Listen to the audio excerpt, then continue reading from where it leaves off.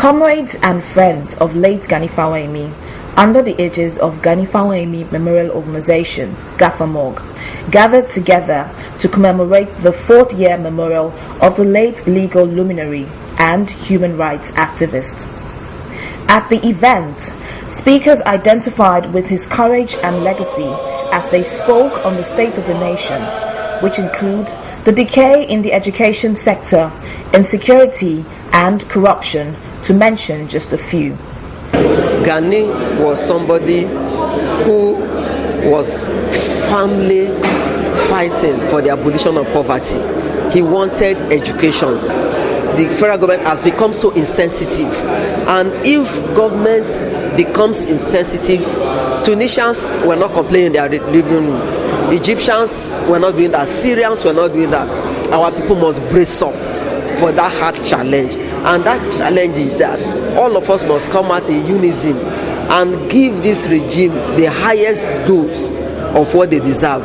We must all come through massive protests in a non-violent way. Now is the time for government to listen.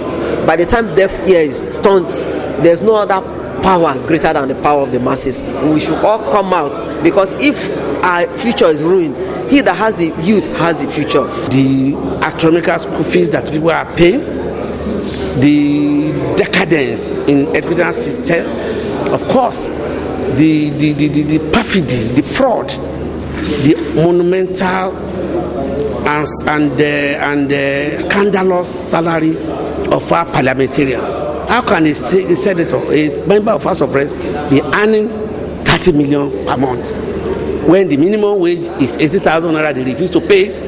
They are sum us to 260,000 naira per annum. And somebody will be earning or looting the treasury, so to say. The activist also called on all Nigerians to be patriotic and peacefully demand the change the late Gani Fawehinmi never saw. Over the years we've been shouting, we've been crying to raise the PIB, the petroleum industry bill. They refused to let it to the science to come to reality.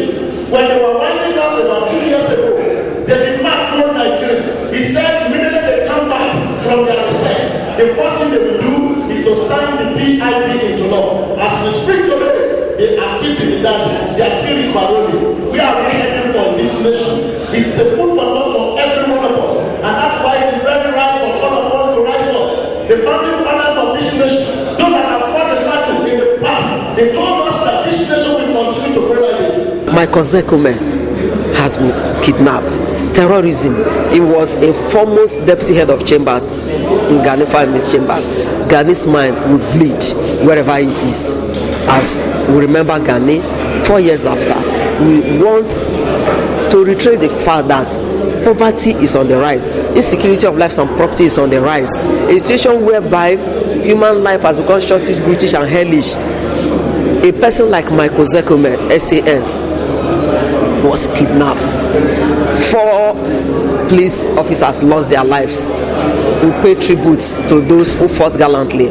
With his boundless energy, the late Gani Fawehinmi tenaciously and uncompromisingly pursued his beliefs for the untrammeled rule of law, undiluted democracy, protection of fundamental human rights, and respect for the hopes and aspirations of the masses. He will fondly be remembered for his blunt and sharp words. I'm Olika Ngene, Superscreen News.